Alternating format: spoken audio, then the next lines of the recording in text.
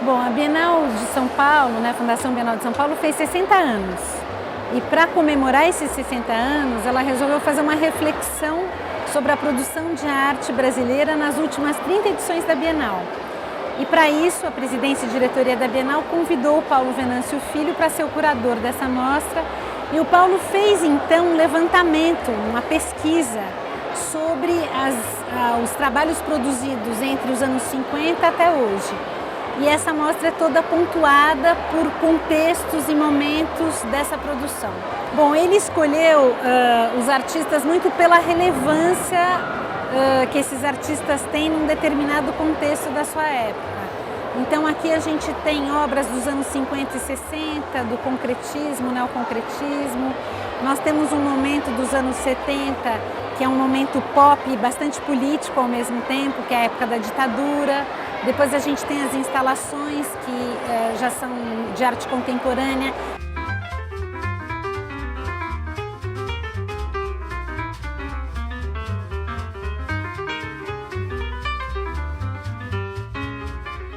Bom, essa é a obra da Mira Schendel. A Mira Schendel já teve em outras bienais.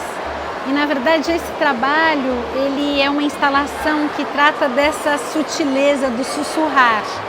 Então, é uma instalação feita com esses fios muito delicados, que dependendo do ângulo você enxerga melhor ou não. E essa materialidade te chama para uma coisa do vento, do tempo, essa delicadeza, né, desses fios que vão criando uma atmosfera e ao mesmo tempo uma região de um pensamento dela mesmo, de ocupação do espaço, de um pensamento em relação à lida com os materiais. Essa é a obra do Márcio Galan. Ele expôs na 29ª essa obra, na 29ª Bienal. E essa obra, ele seleciona no mapa regiões de conflito. E ele faz uma fotografia microscópica dessas regiões. Então você tem essa sensação de nervos, né, de regiões nervosas. E isso tem um diálogo simbólico, uma região de conflito muito assertivo, muito afirmativo, né? Você percebe que é uma coisa pulsante, que é uma coisa viva, que é uma coisa que tem um dinamismo. E ao mesmo tempo, quando você sabe que é uma foto microscópica de uma tinta que está numa região de conflito, cria também uma ambiguidade aí. Essa é a obra do Ernesto Neto, que teve o início da sua produção no final dos anos 80, começo dos 90. Ele é um artista que trabalha com essa maciez e ao mesmo tempo essa obra eu acho que faz um diálogo com questões da escultura tradicional, né? Quando você olha de longe, ela parece ter uma materialidade mais rígida, né? Uma materialidade, um volume, uma densidade de dureza da pedra. E quando você chega de pertinho, ela é essa maciez, essas bolinhas de isopor com esse tecido muito fino. Então acho que o Ernesto lida muito com a nossa percepção, ele ativa a nossa percepção. Bom, o Marcelo Nitti é um artista que fez uma obra que naquele momento era um grande acontecimento. Esse trabalho que chama Bolha foi costurado pela mãe dele, então ela que costurou a bolha toda.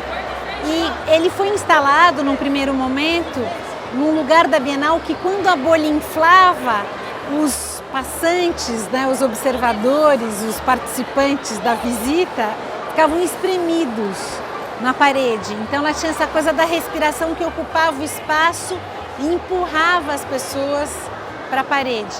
E é uma obra que foi feita na época da ditadura.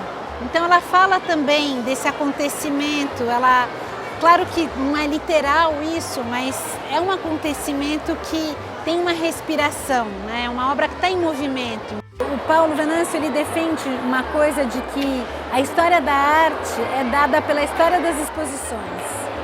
E na verdade a Fundação Bienal, como as pessoas sabem, né, é uma instituição que veio durante muito tempo trazendo a arte produzida em outros lugares do mundo para cá. Isso nesse momento é bastante diferente porque as pessoas já têm acesso a viajar, pela internet também têm acesso a outros canais para conhecer obras e ver o que está acontecendo pelo mundo. Mas durante um longo período a Bienal, e ela ainda foi responsável e é responsável pela formação das pessoas nesse meio. Então ela é um grande catalisador dessas manifestações artísticas. E ela também vai mostrando a transformação da arte através dos tempos.